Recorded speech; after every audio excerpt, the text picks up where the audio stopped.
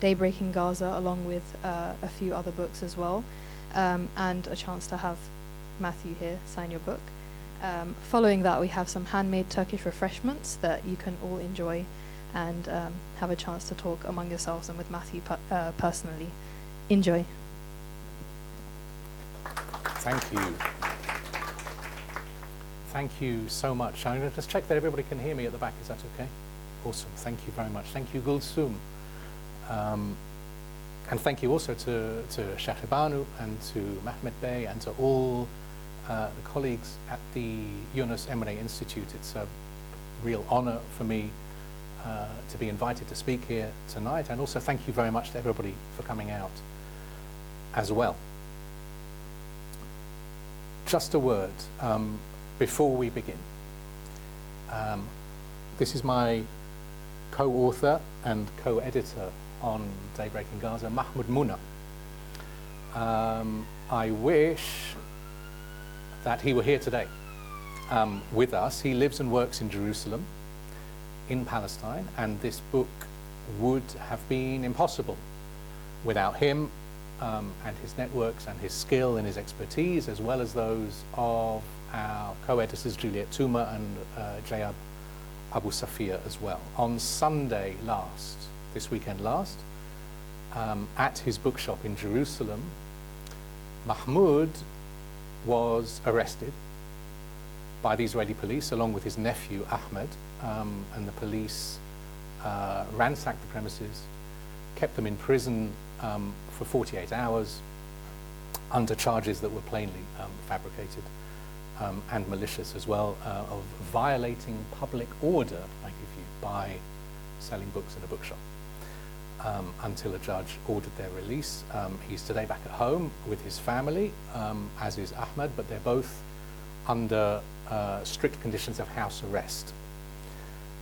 So the ordeal is not over. These actions are part of a pattern where Israeli authorities threaten and then attack and then force the closure of Palestinian cultural institutions and activities in Jerusalem. They've done it to the Edward Said National Conservatory of Music in Jerusalem, to art centers, to the Palestinian National Theatre in Jerusalem, and now it seems they're doing it to bookshops as well. And this comes after Israel's violent and murderous erasure in Gaza of schools and universities and centers of culture and learning and worship as well. The world has seen the nature of these regimes that jail writers and booksellers before. None of us should be supporting or condoning such actions, and no just or democratic government should be encouraging or, in the case of Britain, arming such a regime. I'm dedicating this talk tonight to Mahmoud at home in Jerusalem, and I stand in solidarity with him and all of those who uphold Palestinian culture and who seek justice in Palestine.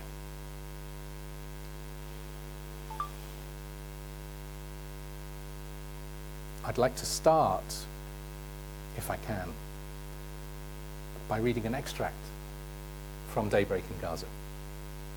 This was said to us by a man called Yusuf Akhuri, who's an extraordinary individual. He's a Christian theologian, born and brought up in Gaza, who now lives and works in Bethlehem in Palestine. And he was generous enough to give us a long interview, from which this is an excerpt, quote.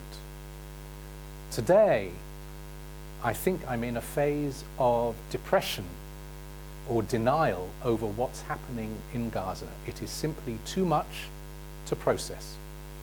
We have been misrepresented as bloodthirsty, illiterate terrorists, but we are not. We are a beautiful, life-loving, caring community that will host you, feed you, and protect you. The world needs Gazans, people who refuse to give in to despair, who will always find a way to prevail. You cannot erase Gaza, you can occupy Gaza, you can destroy Gaza, but you will never take it away from us. It's the same as in 1948 when the colonizers tried to erase Palestine from our memory and failed. And now they are trying again. We will not give up. We will not give in. We will always rebuild Gaza in our memories, in our imaginations, and in our hearts until one day we will rebuild Gaza for real. Unquote.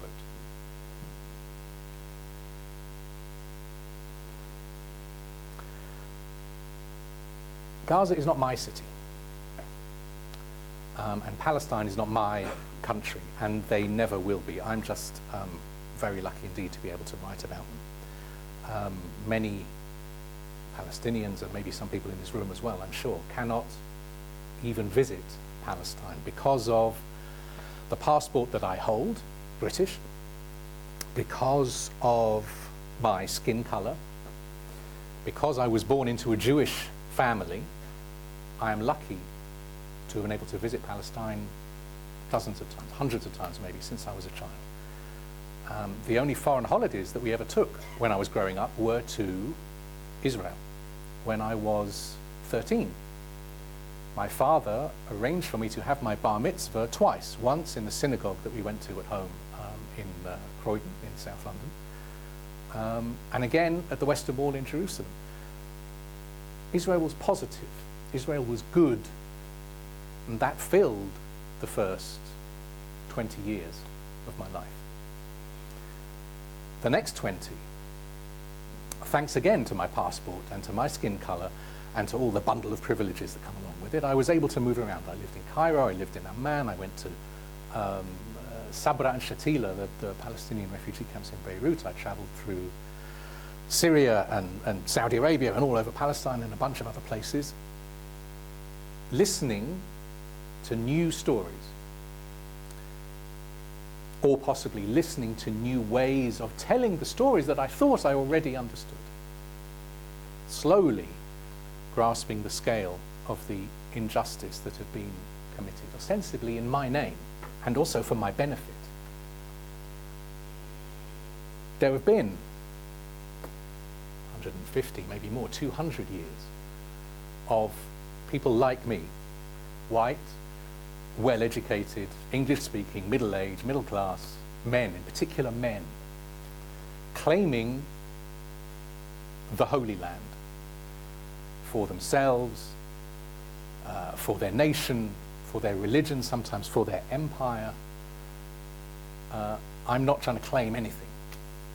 I'm writing because I can see an imbalance in narratives, imagining that this is a conflict with two sides and then trying to treat those two sides equally will never be equitable, because Israel has the overwhelmingly larger proportion of assets, resources, power, status, money, influence, visibility. This is not a debating society, for and against. This is a genocide. We have a moral imperative in this situation to act. Gaza wasn't always a strip.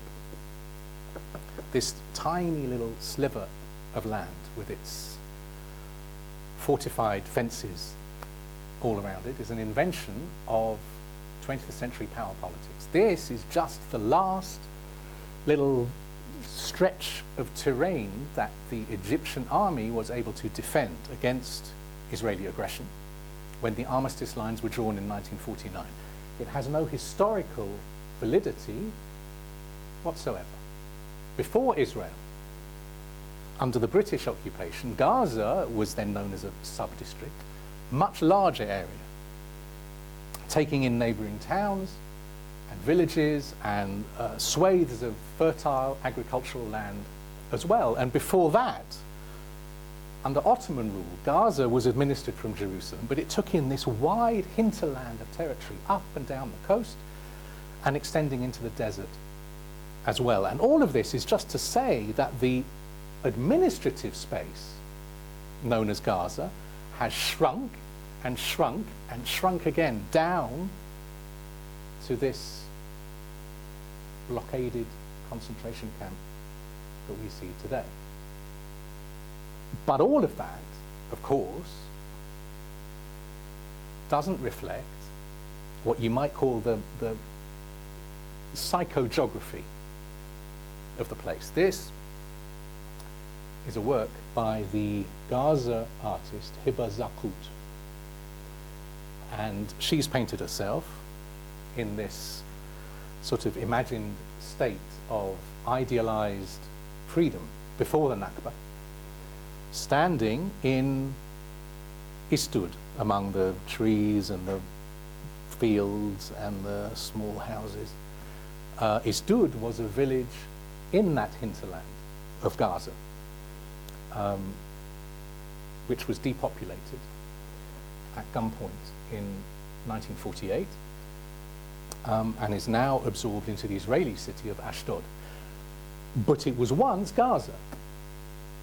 And Gaza's history goes way back. Before Israel, obviously, but before Islam, and before Christianity, and before Judaism as well. We know that Gaza was settled during Egypt's first dynasty of pharaohs, which is something like 3000 BCE. Alexander the Great was in Gaza. Gaza got rich trading frankincense from Arabia to ancient Rome. In the 6th century, Gaza was a center of Christian scholarship. Gaza is known in Islam as Ghazat Hashem, Hashem's Gaza. Hashem is the great-grandfather of the Prophet Muhammad. And there are traditions of Islamic pilgrimage to his tomb in Gaza, which date back 1,000 years or more, and so on, and so on, and so on. A word about this painting. One of our book's contributors is a guy called Chris Whitman Abdul Karim. He lives in a place called Kufr Aqab, which is a district on the very edge of Jerusalem, between Jerusalem and Ramallah. And for his work, he often previously used to travel to and from Gaza. He bought the original of this painting from the artist Hiba in person when he happened to be in Gaza on October the 3rd, 2023, which was 4 days before the horror erupted. It's on canvas. He rolled it up and he took it with him by hand back through all the checkpoints back to his home in Jerusalem, where it is now. 10 days later, Hiba was killed in an Israeli airstrike along with 2 of her children. She was, as you can see, 39 years old. Please, if you can, Google her name, search her name. Her art is widely visible online. Her family maintains an Instagram page. It's beautiful, it's creative, it's evocative. It is Gaza. And she deserves to be remembered for her art and for her creativity. And of course, Gaza has been destroyed and rebuilt and destroyed and rebuilt countless times. I want to play for you, if I can, an extraordinarily evocative audio clip which was recorded in May of last year for Nakba Day by Dr. Mohammed Aghal-Kurdi, who is a doctor. He's a specialist in limb reconstruction. And we were honored to be able to include his writing in our book. I'm going to hold the speaker up to my mic. I hope you can hear it at the back. I was driving from Khan Yunis to Deir al-Balah, taking the coastal road, from where one is able to catch sight of Gaza, my home. Smoke was coming from the western part of it, and that's where I lived. Literally, my neighborhood was burning, or in other words, my home was burning. What killed me most was when I turned on the radio, Fairuz was streaming and singing, "Take me home, ruddani ila biladi." When it first started, they said only 3 days and you'll get back home. And now we're counting more than 7 months, living the worst conditions a human being can endure. Displaced, the majority of us thirsty with no access to drinking clean water, sometimes hungry, surrounded by death and destruction.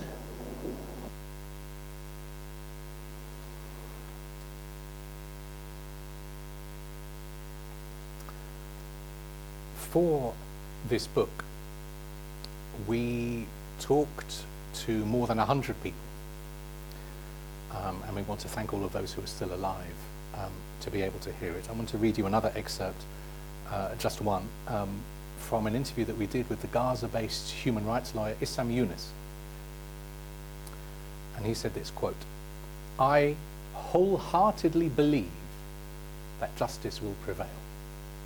Victims, sadly, sometimes don't see justice in their lifetimes, but collectively we, the Palestinian people, will see justice. However, justice cannot undo what's been done.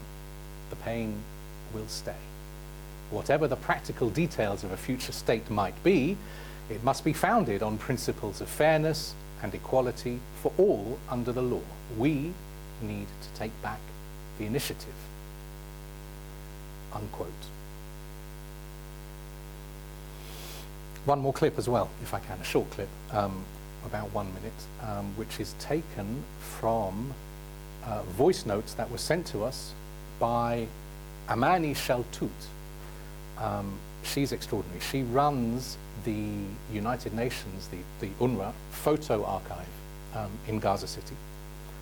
And we were put in touch with her through networks.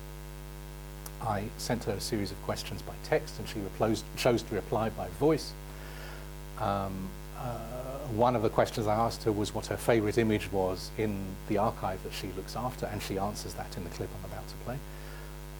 But as she's speaking, I find this clip very moving.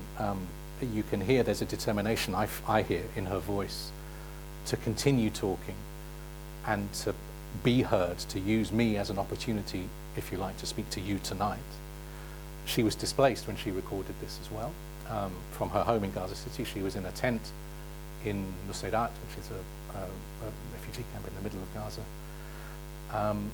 And as she speaks, the same with Mahmoud before, you can hear the Israeli drones passing overhead, that constant buzzing noise, which runs 24/7 in Gaza and also other places, the West Bank and other places too.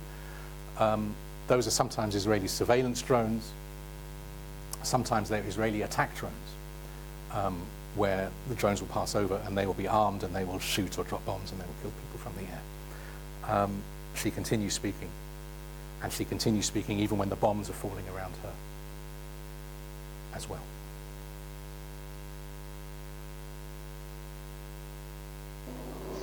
Hi, and salam from Gaza. First of all, I wish you all the best in your book. About my favorite images are those about education, particularly those show children learning in open air or in the tents, where some of the pupils were sitting on the sands and they don't even have seats.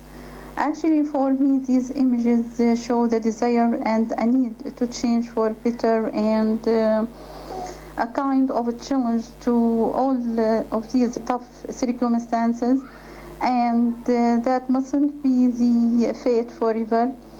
And as we used to say that education is the passport for our better future, and also it could be make us proud of our identity. Many thanks for you and for all those who stand in solidarity with Gaza. It's really appreciated, and actually what you are doing is a turning point in history. what's relevant here is a remark that one of our contributors, Khaldun Bashara, picked up early in the war. A journalist on, it was actually French TV, France 24 News TV, interviewed a woman in Deir al-Balah, whose name was Rima Abu Jabr. And the journalist asked a journalist question, "Are you okay?" And she replied, quote, "We in Gaza are fine. But how are you? What about your conscience?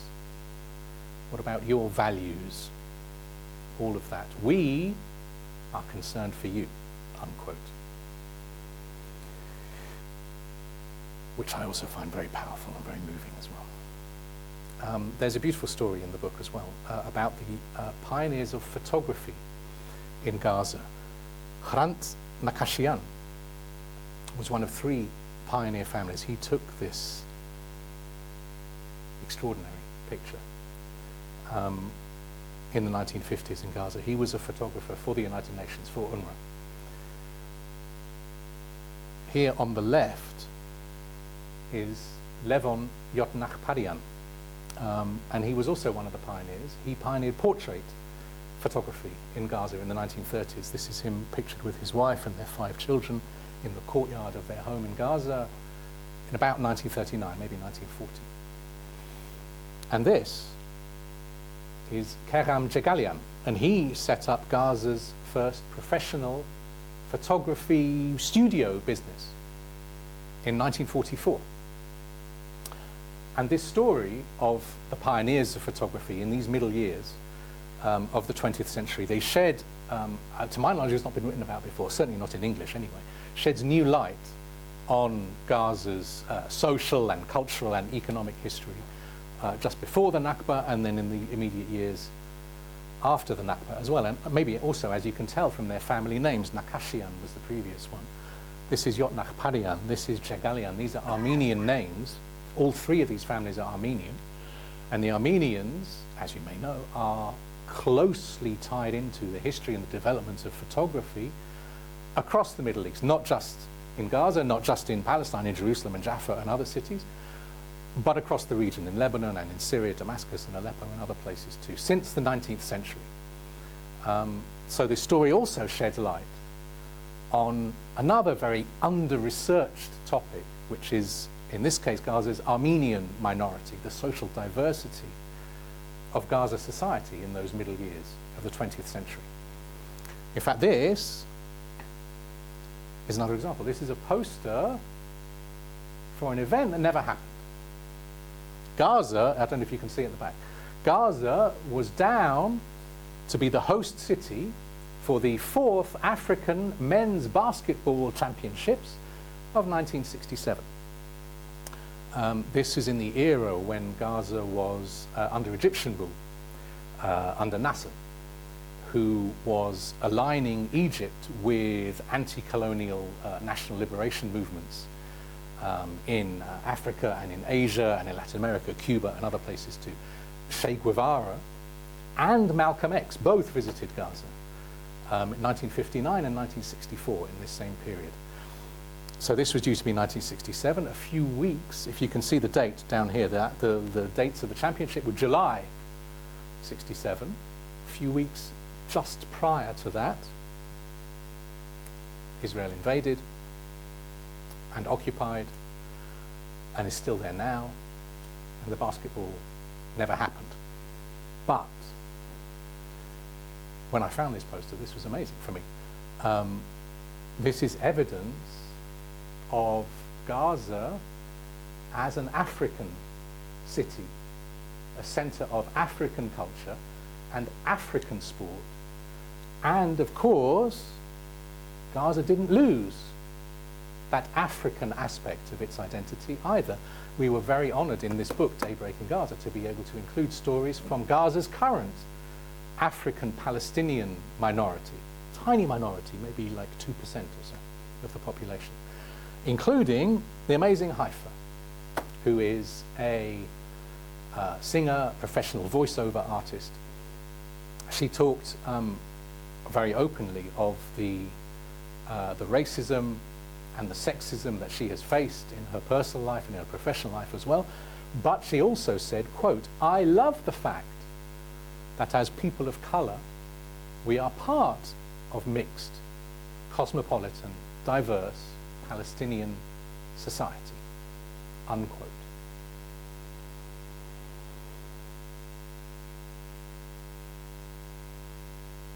This is a time of evaluation. It seems important to be able to say that history, as Gaza was, as Gaza is now, was recorded, and that reality was not forgotten, and that the oppressed and the survivors had chances to be heard. We must counter the dehumanization that reduces people to numbers and statistics. This book does not give voice to the voiceless. The people of Gaza, people everywhere, have voices. They've been shouting and yelling for years, for decades, and very, very few people have been listening. They are writing, and they will continue to write, their own stories, in their own words, in their own time, in their own way, by themselves, in this appalling situation. We are not invited to have an opinion. We are invited to bear witness, to say, I see you, and I hear you, and then to use that as a spur to action, to actively intervene to the best of each of our abilities, and then to do all that we can to enable other people to do and say the same thing. Perhaps the most selfish reason for writing this book grew from a conversation that I had with myself this time last year. When, sometime in years to come, I was saying to myself, when I'm asked by a stranger, by my kids, by my grandkids, who knows, or when I look in the mirror and I ask myself, when there was a genocide going on in Gaza and you were watching it all happen on your screen, on your TV, what did you do?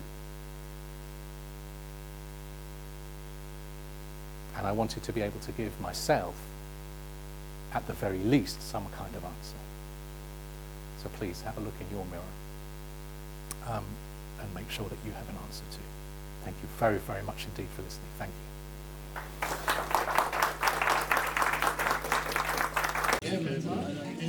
Hi. Thank you. Thank you. Thanks very much. I did justice.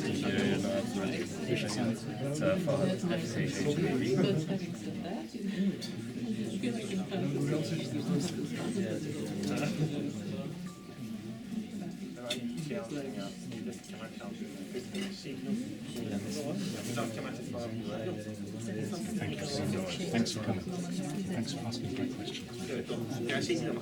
Hi there. Thank you. Thanks very much. That's very nice of you.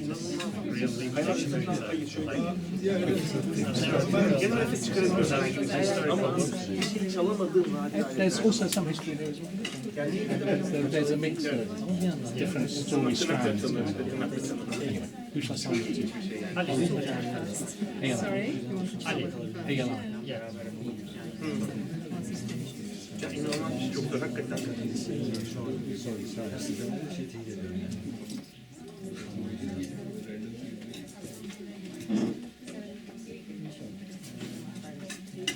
Thank you so much.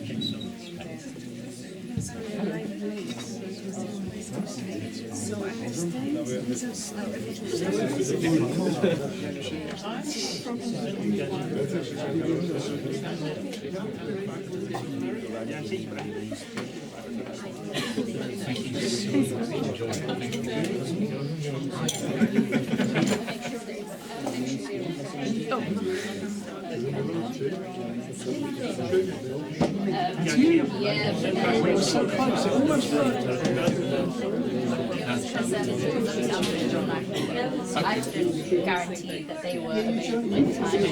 By the time they But I'm not very far. I live in Barrington, which is not very far from Warwick. If there's a way to set something up, and I think my book's going to be here later in the year. If there's a way to set something up, definitely, I'll let them know that. let's do it. Yeah, it's not all over just because we failed one time. Tell me your name.